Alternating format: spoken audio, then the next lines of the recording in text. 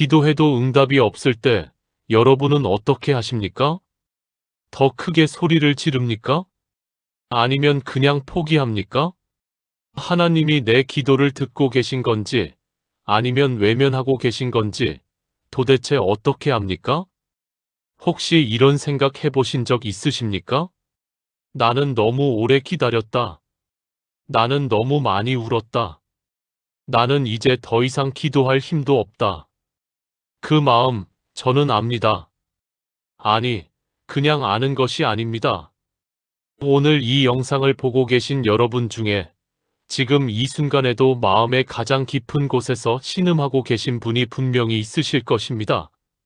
오랫동안 아파온 몸 때문에, 끝이 보이지 않는 가정의 갈등 때문에, 자식 걱정에 밤마다 뜬 눈으로 지새우는 그 고통 때문에, 혹은 스스로도 입 밖에 내기 부끄러운 죄책감 때문에 지금 깊은 곳에 빠져 계신 분이 있으십니까?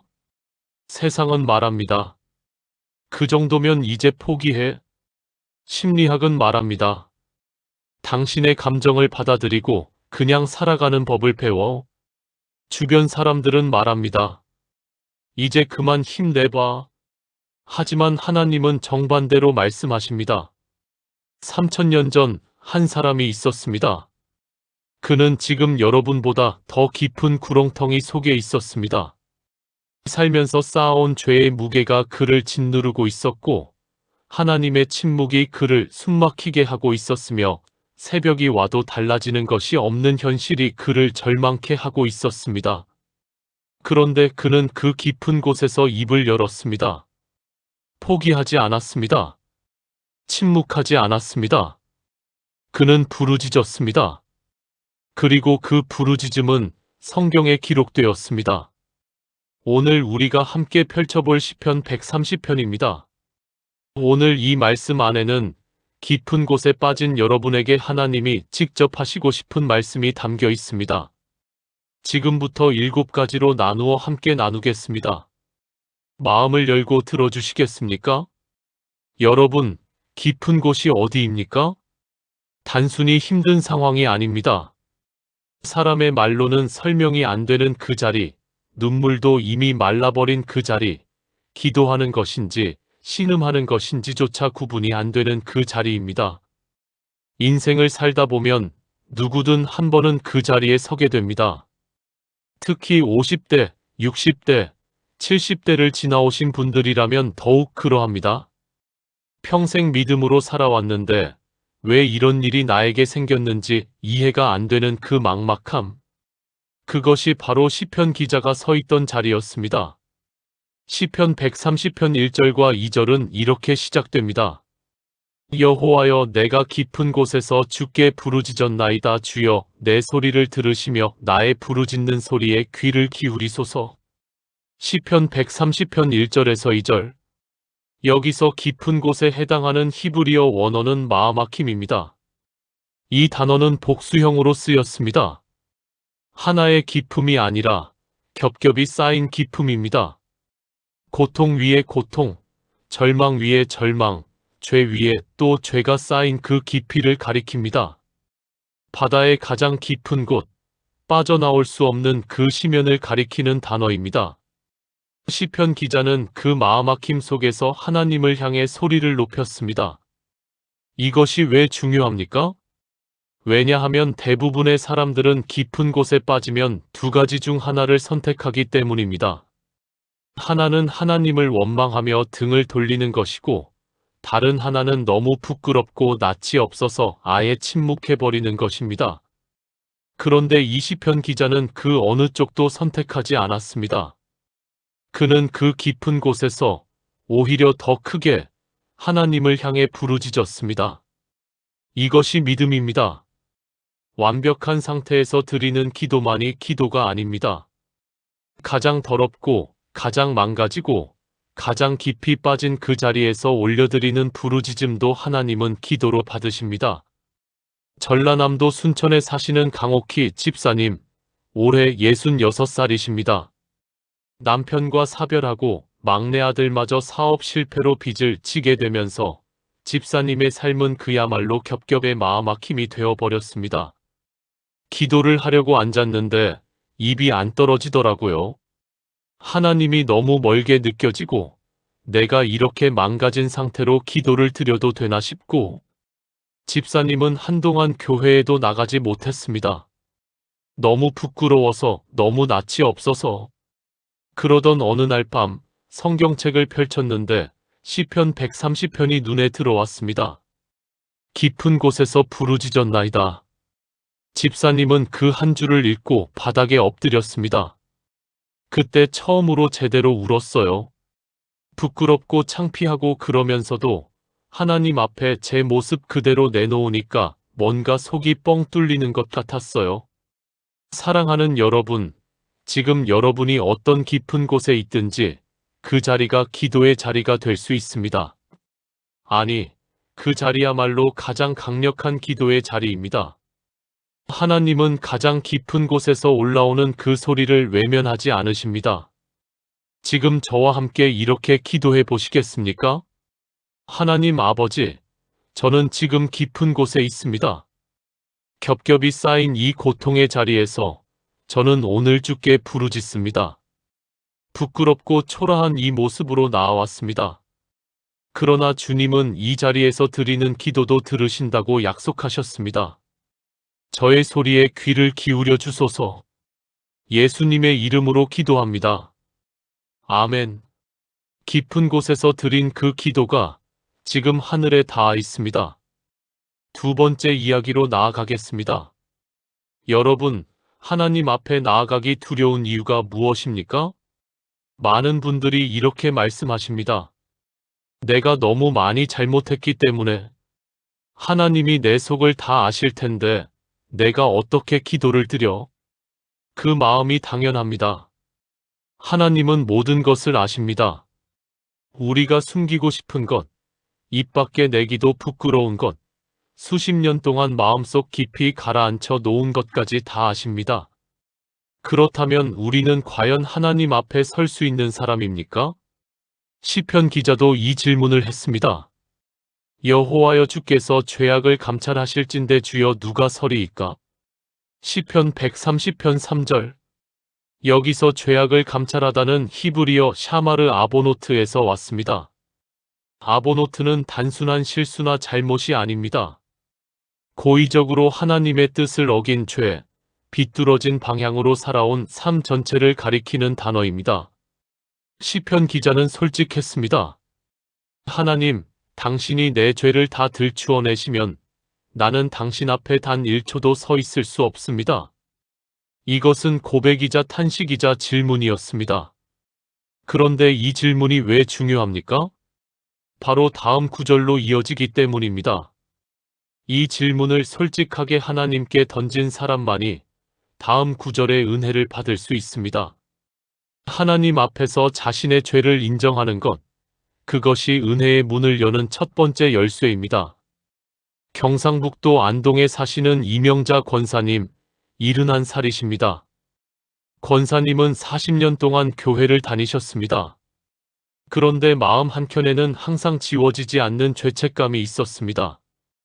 젊은 시절 시어머니와의 갈등 속에서 했던 말들, 아이들에게 상처 줬던 기억들, 하나님보다 체면과 사람의 눈을 더 의식하며 살았던 날들. 기도를 하면 할수록 오히려 더 부끄러워지더라고요. 내가 이 죄를 안고 기도를 드리면 하나님이 들으실까? 그런 생각이 드니까 기도를 해도 마음이 불편했어요. 권사님은 어느 날 목사님께 상담을 요청했고 목사님이 20편 130편 3절을 함께 읽어주셨습니다. 권사님, 이 질문에 대한 답이 바로 다음 절에 있습니다. 권사님은 그날 처음으로 수십 년간 쌓아온 것들을 하나님 앞에 다 내려놓았습니다. 그리고 그 자리에서 삶이 달라지기 시작했습니다. 사랑하는 여러분, 하나님 앞에 죄인으로 서는 것을 두려워하지 마십시오. 오히려 그것이 하나님 앞에 설 수 있는 유일한 자격입니다. 함께 기도하시겠습니까? 사랑하는 주님, 주님 앞에 솔직히 고백합니다. 저는 죄인입니다. 제 속에 감추어진 것들, 주님은 다 알고 계십니다. 그러나 바로 그 모습 그대로 주님 앞에 나아옵니다. 나의 죄악을 들추어내시되 당신의 은혜로 덮어주옵소서. 예수님의 이름으로 기도합니다. 아멘. 하나님 앞에 솔직하게 선 그 자리에서 세 번째 이야기가 시작됩니다. 자, 이제 반전이 일어납니다. 하나님이 우리의 죄를 다 아신다는 것이 절망의 근거가 아니라 오히려 은혜의 출발점이 되는 이유가 여기에 있습니다. 시편 130편 4절을 보십시오. 그러나 사유하심이 주께 있음은 주를 경외하게 하심이니이다. 시편 130편 4절. 여기서 사유하심, 즉 용서에 해당하는 히브리어는 세리하입니다. 이 단어는 구약 성경 전체에서 딱 3번만 등장하는 매우 귀하고 특별한 단어입니다. 그리고 3번 모두 하나님의 용서를 가리킬 때만 사용되었습니다. 인간이 인간을 용서할 때에는 이 단어를 쓰지 않습니다. 오직 하나님만이 이 세리하를 베푸실 수 있습니다. 그 뜻은 단순히 눈을 감아준다는 것이 아닙니다. 죄를 완전히 씻어내고 그 죄가 없었던 것처럼 새롭게 만드는 능력 있는 용서입니다. 시편 기자는 이렇게 고백합니다. 그 용서가 주께 있기 때문에 나는 주를 경외합니다. 이것이 아름다운 역설입니다. 용서가 있기 때문에 무서움이 없어지는 것이 아니라 용서가 있기 때문에 더 깊이 경외하게 된다는 것입니다. 값없이 주시는 그 용서의 무게를 알게 될 때 하나님을 향한 경외가 더욱 깊어집니다. 충청남도 천안에 사시는 최순자 집사님, 62살이십니다. 집사님은 30년 전 젊은 시절 사정이 급해서 친구에게 큰 거짓말을 했습니다. 그 일로 친구와의 관계가 끊어졌고 그 친구는 결국 몇 년 후 세상을 떠났습니다. 화해 한번 못하고 보낸 그 죄책감이 30년이 지나도록 집사님의 마음을 짓눌렀습니다. 교회에서 용서라는 말을 들을 때마다 그게 나한테는 해당이 안 될 것 같다는 생각이 들었어요. 그 친구는 이미 죽었는데 나는 어떻게 용서를 받아? 그러던 어느 수요 예배에서 20편 130편 4절 말씀을 만났습니다. 목사님이 이렇게 말씀하셨습니다. 세리하, 이 용서는 인간이 인간에게 줄 수 있는 것이 아닙니다. 하나님만이 베푸실 수 있는 용서입니다. 그 용서는 죄가 없었던 것처럼 완전히 새롭게 하십니다. 집사님은 그 자리에서 처음으로 그 30년의 무게를 하나님 앞에 내려놓았습니다. 하나님, 저를 용서해 주십시오. 그 기도를 드리고 나서 집사님은 이렇게 말씀하셨습니다. 뭔가 아주 무거운 것이 어깨에서 내려가는 것 같았어요. 30년 만에 처음으로 편하게 숨을 쉴 수 있었어요. 사랑하는 여러분, 세리하는 지금 여러분에게도 있습니다. 하나님은 지금 이 순간에도 여러분을 향한 용서를 준비해두고 계십니다. 함께 기도하시겠습니까? 전능하신 하나님 아버지, 감사합니다. 주님께 세리하, 용서가 있음을 감사드립니다. 오랫동안 나를 짓눌러온 죄책감을 지금 이 자리에서 내려놓습니다. 주님의 용서가 나에게도 임함을 믿습니다. 그 용서의 무게를 알기에 더욱 주님을 경외합니다. 예수님의 이름으로 기도합니다. 아멘. 이 용서를 받은 사람이 다음으로 하는 것이 있습니다. 바로 기다리는 것입니다. 용서를 받았습니다. 그런데 여전히 상황은 달라지지 않았습니다. 이것이 믿음의 가장 어려운 시간입니다. 기도했습니다. 말씀을 붙들었습니다. 그런데 아직 응답이 보이지 않습니다. 이 시간을 어떻게 견딥니까? 시편 기자는 이 시간을 포기라고 부르지 않았습니다. 기다림이라고 불렀습니다. 나 곧 내 영혼은 주를 기다리며 나는 주의 말씀을 바라는도다. 시편 130편 5절. 여기서 기다리다는 히브리어 원어 카바에서 나왔습니다. 카바는 단순히 수동적으로 앉아서 기다리는 것이 아닙니다. 원래 이 단어는 밧줄을 꼬아서 강하게 만드는 것을 뜻합니다. 줄을 당기고 또 당기면서 더 강한 밧줄이 만들어지듯이 하나님을 향한 소망을 붙들면 붙들수록 믿음이 더 강해진다는 의미입니다. 기다리는 시간이 낭비되는 시간이 아닙니다. 기다리는 시간 동안 우리의 믿음이 단단해지고 하나님을 향한 신뢰가 깊어집니다. 서울 노원구에 사시는 윤미경 권사님, 68살이십니다. 권사님의 큰아들이 암 진단을 받은 것은 5년 전이었습니다. 아들의 나이 42, 손자는 10살이었습니다. 권사님은 매일 새벽 4시에 일어나 기도를 드렸습니다. 하나님, 우리 아들 살려주세요. 한 달이 지나도, 2달이 지나도, 6달이 지나도 상황은 좋아지지 않았습니다. 기다리다 지쳐서 포기하고 싶었어요. 하나님, 이제 그만하겠습니다 하고 새벽 기도를 접으려고 했어요. 그날 새벽 성경을 펼쳤는데 시편 130편이 나왔습니다. 카바, 기다림, 밧줄을 꼬아서 강하게 만드는 것. 권사님은 그 말씀 앞에서 다시 무릎을 꿇었습니다. 하나님, 저 다시 기다리겠습니다. 당기고 또 당기겠습니다. 그로부터 3달 후 아들의 항암 치료 결과가 기적적으로 좋아졌습니다. 의사도 놀라워했습니다. 설명이 안 된다고 했습니다. 지금 아들은 건강하게 직장에 다니고 있습니다.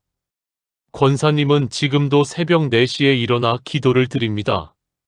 그 기다리는 시간이 저를 만들었어요. 그 시간 동안 제가 하나님 앞에서 단단해졌어요. 사랑하는 여러분, 지금 기다리고 계십니까? 그 기다림이 카바입니다. 당신의 믿음이 지금 강해지고 있습니다. 함께 기도하시겠습니까? 사랑하는 주님, 기다리는 것이 힘들 때도 있습니다. 그러나 주님, 저는 포기하지 않겠습니다. 카바, 당기고 또 당기겠습니다. 이 기다리는 시간을 통해 나의 믿음을 강하게 하소서. 주의 말씀을 붙들며 오늘도 기다립니다. 예수님의 이름으로 기도합니다. 아멘. 그 기다림에는 반드시 새벽이 옵니다. 5번째 이야기로 나아가겠습니다.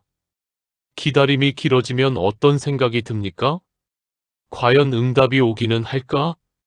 나만 이렇게 오래 기다리는 건 아닌가?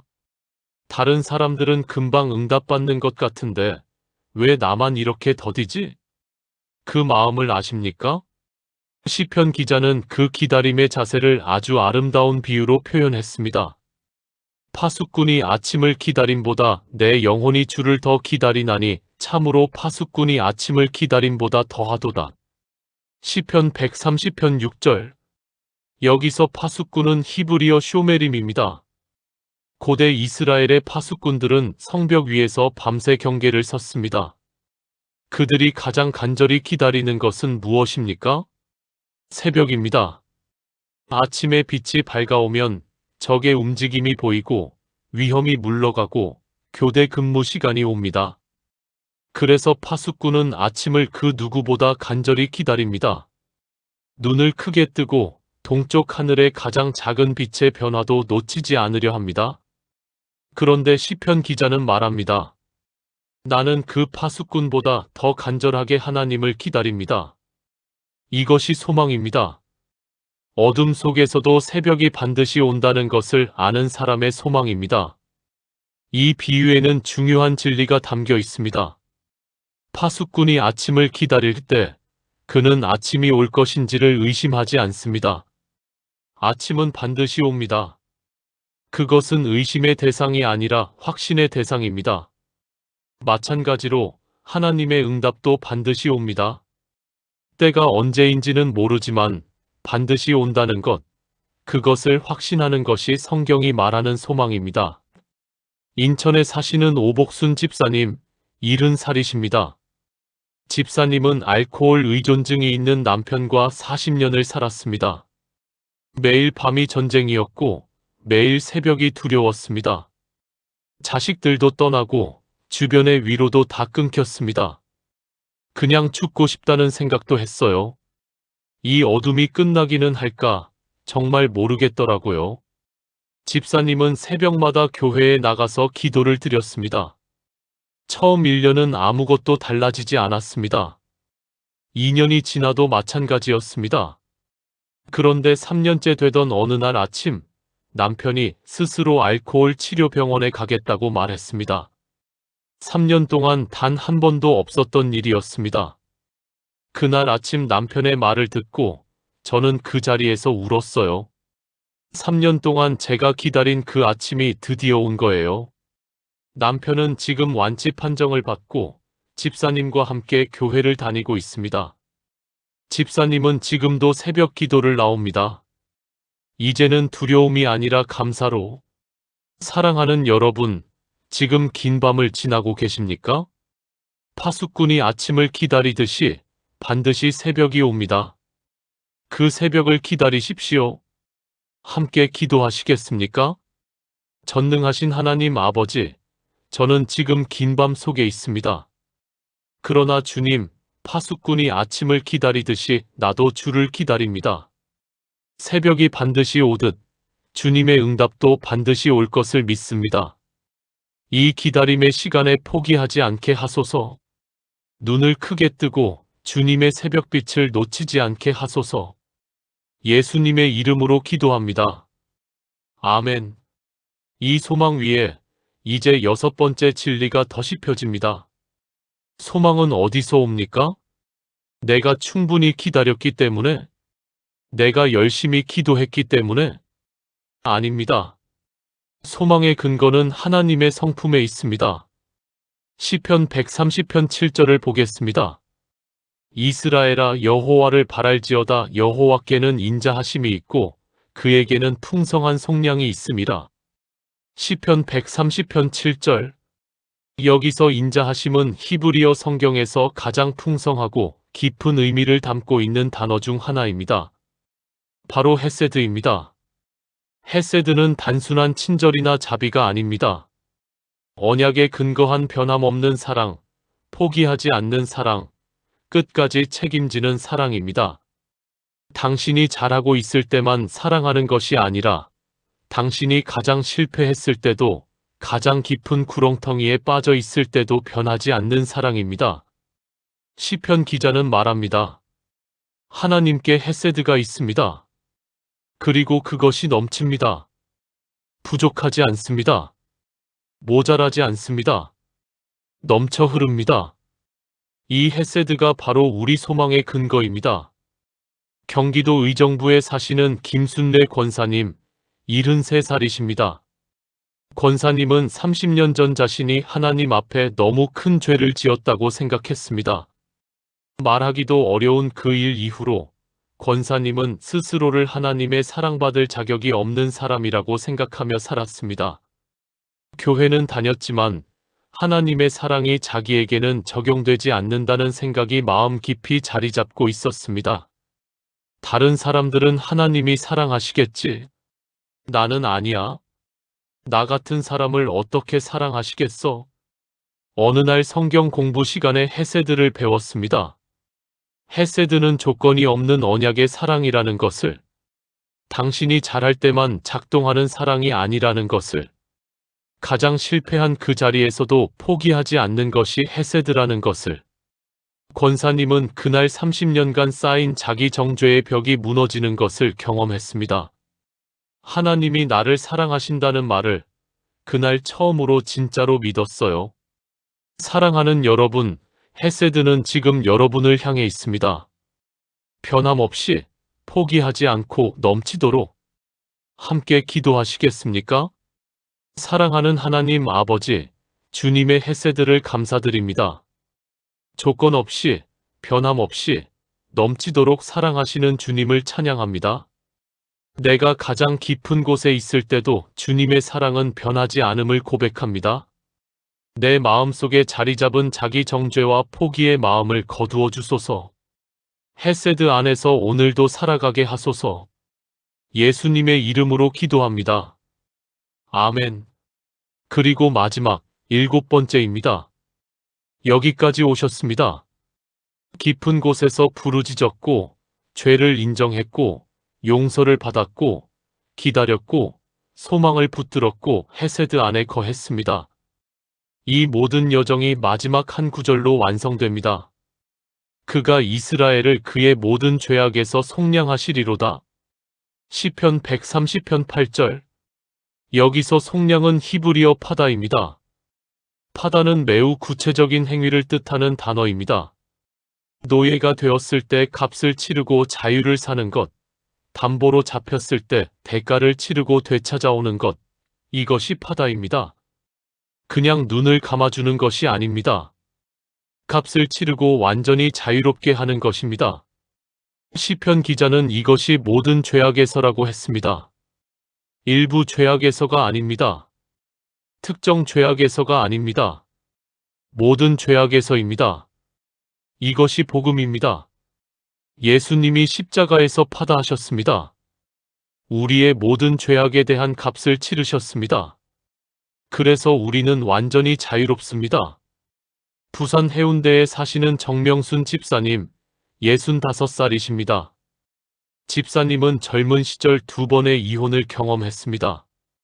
기독교 집안에서 자랐기 때문에 그 죄책감은 더욱 깊었습니다. 나 같은 사람이 어떻게 하나님의 자녀라고 할 수 있겠어? 나는 이미 너무 많이 망가진 사람이야. 세 번째 남편과 함께 교회를 다니기 시작했지만 항상 마음 한구석은 비어 있었습니다. 내 과거 때문에 하나님이 나를 완전히 받아주시지는 않을 것 같아. 어느 특세 예배에서 이 말씀을 들었습니다. 파다, 모든 죄악에서 속량하시리로다. 모든 죄악에서.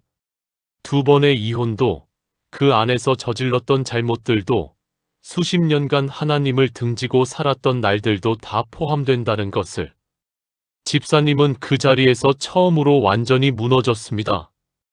목사님, 저도 정말 속량받을 수 있는 거예요? 그때 목사님이 말씀하셨습니다.